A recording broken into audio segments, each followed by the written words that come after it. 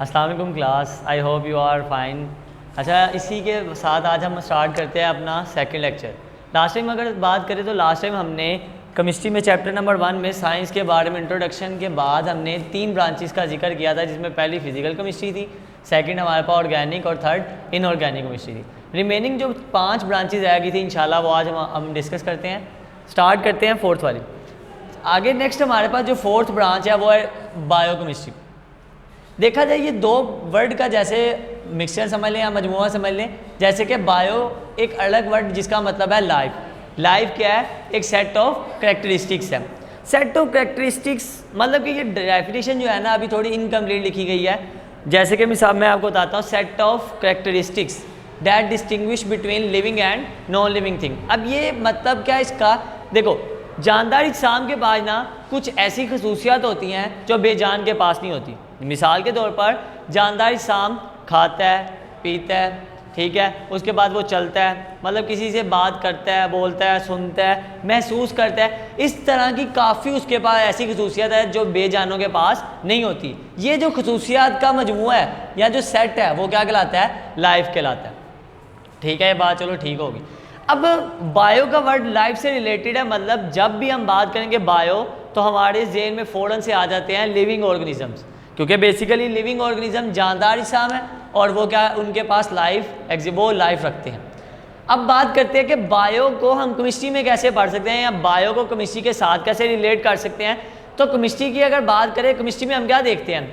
हम देखते हैं एटम मतलब मैटर के बारे में, उसकी साख के बारे में, उसकी कंपोजिशन और उसमें होने वाले केमिकल रिएक्शंस के बारे में।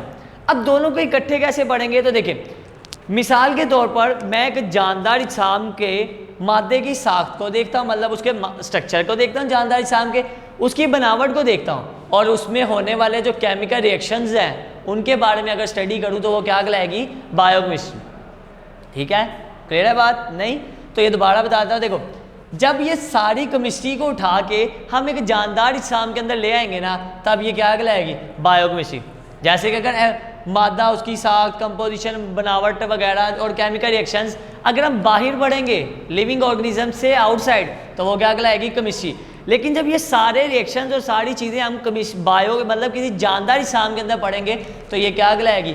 बायोकेमिस्ट्री। क्लियर होगी बात? अब इसकी डेफिनेशन कैसे करेंगे? तो ये देखें, कहता है कि बायोकेमिस्ट्री क्या है? जिसमें हम किसी भी जो हमें केमिकल सब्सटेंस दिया गया होगा या जो लिविंग ऑर्गेनिज्म होगा उसके मादे की सबसे पहले क्या देखेंगे? स्ट्रक्चर मतलब साख देखेंगे, फिर उसकी बनावट देखेंगे कि वो बना कैसा है, फिर उसमें होने वाले केमिकल रिएक्शंस देखेंगे। किस में होने वाले chemical reaction? Chemical reaction taking place in living organisms. Clear होगी बात? तो ये हमारे पास क्या है? बायोकेमिस्ट्री। अच्छा, अगर एग्जाम्पल की तरफ मूव करें तो एग्जाम्पल इसकी एक बड़ी फेमस एग्जाम्पल आ जाती है डाइजेशन। मिसाल के तौर पर खुराक को हजम करने का अमल क्या कहलाता है? डाइजेशन। हम फूड को खाते हैं, फूड जाती है हमारे स्टमक में, ठीक है। स्टमक में जाके क्या होता है? वहाँ पे एक HCl एसिड पड़ा होता है और कुछ एंजाइम होते हैं जो फूड के साथ रिएक्शन करते हैं और रिएक्शन करके क्या बना रहे होते हैं? स्मॉल फूड पार्टिकल्स, जो हमारी बॉडी ब्लड के ज़रिए कहाँ पे भेज देती है? सेल्स के पास, ताकि वो क्या पैदा कर सकें? एनर्जी पैदा कर सकें।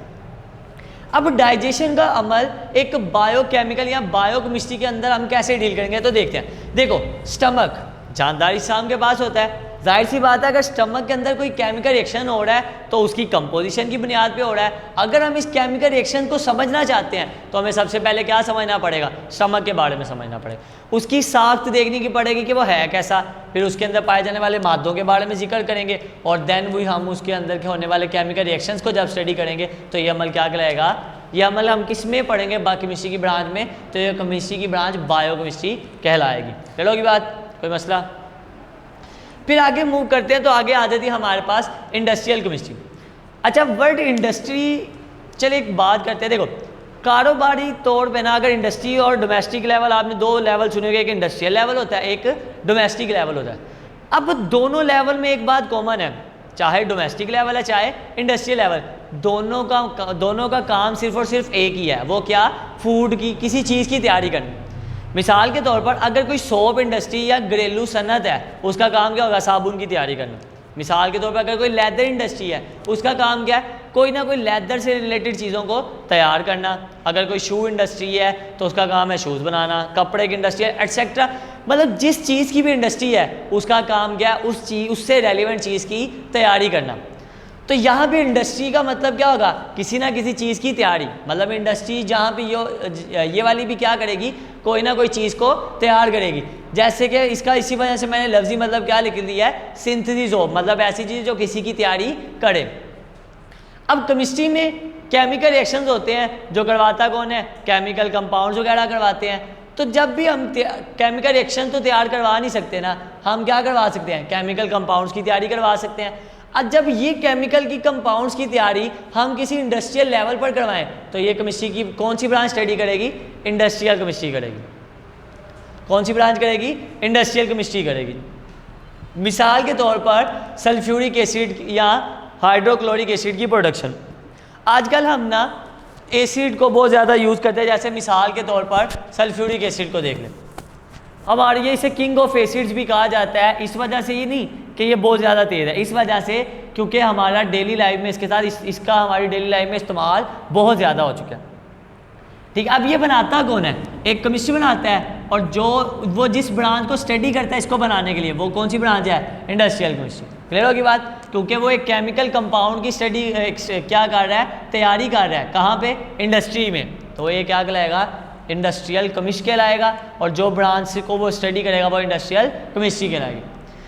फिर नेक्स्ट ब्रांच की तरफ अगर मूव करते हैं तो वो आ जाती है हमारे पास nuclear chemistry. Nuclear chemistry word nuclear जो है ये रिलेट करता है न्यूक्लियस, मतलब कि ऐसे केमिकल रिएक्शन जिसमें कौन इन्वॉल्व होगा, न्यूक्लियस इन्वॉल्व होगा। न्यूक्लियस क्या कर सकता है, दो ही काम कर सकता है, या तो वो टूट के दो छोटे न्यूक्लियस बना सकता है, या दो छोटे न्यूक्लियस मिलके एक बड़ा न्यूक्लियस बना सकते हैं। ये दो ही चांसेस हो सकते हैं। अगर तो न्यूक्लियस टूटेगा और दो छोटे न्यूक्लियस बनाएगा तो हमारे पास कौन सा रिएक्शन होगा, न्यूक्लियर फिशन रिएक्शन। लेकिन अगर दो छोटे न्यूक्लियस मिल रहे हैं और एक बड़ा न्यूक्लियस बना रहे हैं तब कौन सा होगा, न्यूक्लियर फ्यूजन रिएक्शन। अब इन दोनों ही रिएक्शंस में कौन इन्वॉल्व है, न्यूक्लियस इन्वॉल्व है। मतलब कि न्यूक्लियर रिएक्शन मतलब एक न्यूक्लियर फिशन रिएक्शन और दूसरा न्यूक्लियर फ्यूजन रिएक्शन। फिर इस अमल के दौरान क्या होता है, बहुत ज़्यादा अमाउंट में रेडिएशन क्या होती हैं, इमिटेड होती है, मतलब बहुत ज़्यादा अमाउंट में एनर्जी क्या होती है, खारिज होती है, जिस अमल को हम क्या कह देते हैं, रेडियो एक्टिविटी। कहते हैं किसी एटम का खुद ब खुद रेडिएशन खारिज करने का अमल क्या कहलाता है, रेडियो एक्टिविटी कहलाता है। क्या कहलाता है, रेडियो। अब ये सारी चीज़ें जो हमने भी दो रिएक्शन देखे, एक न्यूक्लियर फिशन रिएक्शन, एक फ्यूजन रिएक्शन और एक रेडियो एक्टिविटी का अमल, इन तीनों अमल में चीज़ कॉमन क्या है, वो है न्यूक्लियस। क्योंकि ये रिएक्शन भी किसकी वजह से हो रहे हैं, न्यूक्लियस की वजह से। ये रेडिएशन भी कौन खारिज कर रहा है, न्यूक्लियस खारिज कर रहा है। तो ये सारा अमल जिस ब्रांच में हम पढ़ेंगे वो क्या कहलाएगी, न्यूक्लियर केमिस्ट्री। डेफिनेशन कैसे करेंगे, देखो कहता है दी branch of chemistry will deal with the study of nuclear radio activity. अब न्यूक्लियर रेडियो एक्टिविटी क्यों का है, क्योंकि इसमें क्या इन्वॉल्व है, न्यूक्लियस। तो सबसे पहले क्या आएगा, study of nuclear radio activity, फिर nuclear reactions just like nuclear या as nuclear fission reaction and nuclear fusion reaction. Clear होगी बात। तो ये इसकी क्या होगी, डेफिनेशन होगी। फिर देखा जाए तो इसकी एग्जाम्पल की तरफ मूव करते हैं। तो एग्जाम्पल में हमारे पास क्या है, production of energy by uranium 235। ये चैप्टर 2 में आइसोटोप्स के इस्तेमाल में हम पढ़ेंगे कि कैसे यूरेनियम 235 को इस्तेमाल करके हम अपनी डेली लाइफ में क्या प्रोड्यूस करते हैं, इलेक्ट्रिसिटी या एनर्जी प्रोडक्शन करवाते हैं। फिर होगी बात, इलेक्ट्रिसिटी प्रोड्यूस करते हैं इसे। फिर आ जाती है हमारे पास नेक्स्ट सेकेंड लास्ट ब्रांच, वो आ जाती है इन्वायरमेंटल केमिस्ट्री। बड़ी आसान ब्रांच। देखा जाए तो इन्वायरमेंट का मतलब क्या होता है, माहौल, मतलब ऐसी केमिस्ट्री जो किसको स्टडी करेगी, हमारे माहौल को स्टडी करेगी, वो क्या कहलाएगी, इन्वायरमेंटल केमिस्ट्री। मिसाल के तौर पर अगर देखा जाए इन्वायरमेंट में हमारे पास कौन कौन से फैक्टर्स आते हैं, दो फैक्टर्स आते हैं, एक जो जानदार होते हैं, एक जो बेजान होते हैं। ऐसे फैक्टर्स जो जानदार होते हैं उन्हें क्या कहते हैं, ऑर्गेनिक फैक्टर्स, मतलब डिफरेंट किस्म के ऑर्गेनिजम्स। और ऐसी चीज़ें जो बेजान होती हैं उन्हें क्या कहते हैं, इनऑर्गेनिक फैक्टर, जैसे मिसाल के तौर पर हवा। फिर देखा जाए अब हर चीज़ के ना कोई असरात होते हैं। ठीक है, देखो हम अपने माहौल पर कुछ असरात पैदा करते हैं और हमारा माहौल कुछ हम पे असरात लागू करता है। जैसे मिसाल के तौर पर देखा जाए, मिसाल के तौर पर मौसम का बदल कर आना। देखो जैसे हमारे इन्वायरमेंट मतलब माहौल के अंदर चेंजेस आते हैं, टेम्परेचर पहले क्या होता है बहुत ज़्यादा हाई होता है तो हमें क्या फील हो रही होती है, गर्मी फील हो रही होती है। जैसे ही टेम्परेचर क्या होना शुरू हो जाता है, कम होना शुरू हो जाता है, हमें क्या लगनी शुरू हो जाती है, सर्दी लगनी शुरू हो जाती है।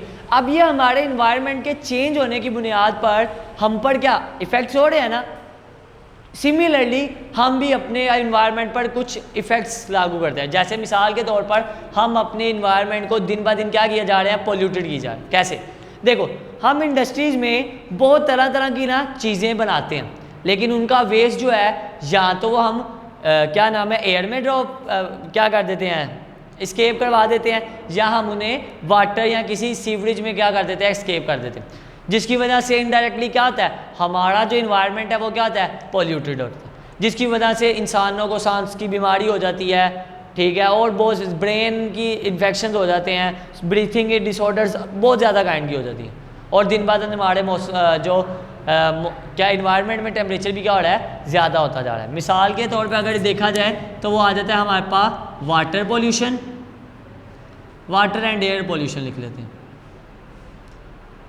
अच्छा, अब इसकी एग्जांपल डेफिनेशन कैसे करेंगे, कहता है the branch of chemistry which deals with the study of environment and the effects of human on it's environment. मतलब केमिस्ट्री की वो ब्रांच जिसमें हम ह्यूमंस के बारे में और ह्यूमंस माहौल के बारे में और माहौल के इंसान के माहौल पर असरात के बारे में मुतालिया करेंगे, वो क्या कहलाएगी, एनवायरमेंटल केमिस्ट्री कहलाएगी। ठीक है, क्लियर होगी बात। लास्ट वन हमारे पास आ जाती है एनालिटिकल केमिस्ट्री। एनालिटिकल वर्ड निकला है एनालिसिस से, एनालिटिकल वर्ड निकला है एनालिसिस से, जिसका मतलब होता है किसी चीज़ का तज्जिया करना, किसी चीज़ का तज्जिया करना। मिसाल के तौर पर अगर देखा जाए हमारे पास ना अक्सर ना डॉक्टर्स के पास आप लोग जाते हैं टेस्ट करवाने, अक्सर आप लोग डॉक्टर्स के पास जाते हैं टेस्ट करवाने, जी हमें ये मर्ज है, हमने इसका क्या करवाना है, टेस्ट करवाना है, या डॉक्टर आपको रिकमेंड करता है कि एक टेस्ट करवाओ। सबसे पहले वो क्या लेता है, आपकी बॉडी से ब्लड का एक सैंपल लेता है। सबसे पहले वो आपके पास लेता है एक सैंपल, सबसे पहले आपके पास उसने क्या लिया, सैंपल। मिसाल के तौर पर जो सैंपल डॉक्टर ने लिया है वो ये आपके पास, आपको नहीं पता इसके अंदर कितने किस्म की चीज़ें हैं। मैंने डॉटेड इस वजह से बीच में 3 डॉट बना दिए ताकि आपको एक्सप्लेन या वजाहत से समझा सकूं कि इसके अंदर आपके पास एक से ज़्यादा चीज़ें। क्लियर होगी बात। अब यहाँ पे सैंपल उसने आपकी बॉडी से लिया, अब पहला काम वो क्या करता है, इसे किसी एनालिटिकल केमिस्ट के पास भेज देता है, मतलब किसी केमिस्ट के पास भेज देता है। वो क्या करता है, सबसे पहले इसमें मौजूद कंपोनेंट्स को क्या करता है, अलग करता है। जैसे मिसाल के तौर पर जो कंपोनेंट्स मैंने इसमें ऐड किए वो ये, या इसमें से जो कंपोनेंट्स निकले वो ये, और ये ग्रीन वाला।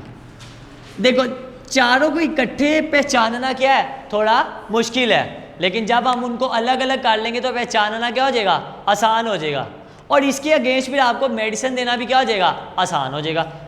मैं दोबारा बात बता, देखो मिसाल के तौर पर ये चारों क्या है, हमारी बॉडी में एक बैक्टीरिया है, ये ब्लड है, और इसके क्या है, उनके अंदर पाए जाने वाले बैक्टीरियाज हैं। मिसाल के तौर पर फर्ज कर लो, ठीक है ना। अब ये क्या कर रहे हैं, हमारी बॉडी में डिजीज़ कोज कर रहे हैं, हमारी बॉडी में क्या कर रहे हैं, हम क्या चाहते हैं कि ये डिजीज़ जो है ना हमारी बॉडी में वो क्या हो जाए, ख़त्म हो जाए। अब जब तक हमें ये नहीं पता लगेगा कि ये बैक्टीरियाज कौन से हैं, क्या हम इन्हें मारने के लिए मेडिसिन कोई दे सकते हैं, नो। तो इस सबसे पहले वो इसको आइडेंटिफाई करेगा कि भाई ये बैक्टीरिया कौन से हैं। जब इसे आइडेंटिफाई कर लेगा तो वो एक रिज़ल्ट देगा कि जी ये वाले बैक्टीरिया हैं, और फिर डॉक्टर आपको क्या देगा, उसके रिज़ल्ट में मेडिसिन देगा ताकि ये डिजीज़ क्या हो जाए, क्योर हो जाए, ताकि ये डिजीज़ क्या हो जाए, क्योर हो जाए। समझ आ गई बात। अच्छा, फिर एनालिटिकल केमिस्ट्री की देखे जाए तो हमारे पास 2 टाइप्स आ जाती हैं। अगर टाइप्स देखी जाए तो हमारे पास इसकी 2 टाइप्स आ जाती हैं। अगर देखा जाए तो एक आ जाती है आपके पास क्वालिटी मतलब मयार की बेस पे, और एक आपके पास आ जाती है क्वांटिटी मतलब मिकदार की बुनियाद पर, क्वालिटी और दूसरी क्वांटिटी की बेस पे। ये तीनों ये बातें हम किस में पढ़ेंगे, एनालिटिकल केमिस्ट्री। मतलब कि आपको सबसे पहले एक सैंपल दिया जाएगा, आपने उसकी क्या करनी है सेपरेशन, मतलब उसमें जितनी चीज़ें हैं उसको क्या कर लेना है, सबको अलग अलग सेपरेट कर लेना है, फिर उनको क्या करना है आइडेंटिफाई करना है, और फिर आपको रिजल्ट देंगे जिसको आपने एनालाइज करके आपने कोई रिपोर्ट दी, फ़र्ज़ करो आपने इसको एनालाइज करके बताया कि ये वाले बैक्टीरिया है, तो फिर डॉक्टर आपको रेफ़र क्या करेगा कुछ मेडिसिन, और जिसके नतीजे में ये डिजीज़ क्या हो जाएगी, बैक्टीरिया किल हो जाएगा और डिजीज़ क्या हो जाएगी ख़त्म हो जाएगी और आप दोबारा से हेल्थी हो जाएंगे। ये काम किसका होता है, एक टेक्नीशियन मतलब एनालिटिकल केमिस्ट्री का। ठीक हो गया, तो उम्मीद है आप लोगों को समझ लग गई होगी। अगर कोई मसला है तो आप लोग ज़रूर पूछिएगा। तो आज इसी तरह हमारे साथ हमने तकरीबन बायो की ब्रांचेस सारी पढ़ ली।